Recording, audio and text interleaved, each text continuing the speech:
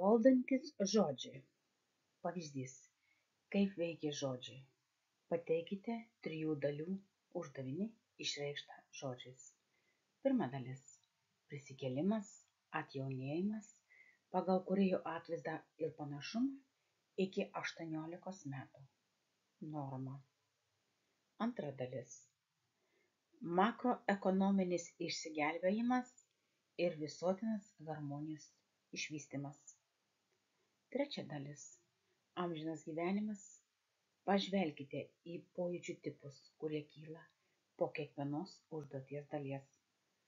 Po pirmosios dalies ateina plėtra, po antrosios dalies atsiranda vibracijos, po trečiosios dalies jaučiamas polinkis ir šviesa. Žodis yra veiksmingas ir žodis gali valdyti.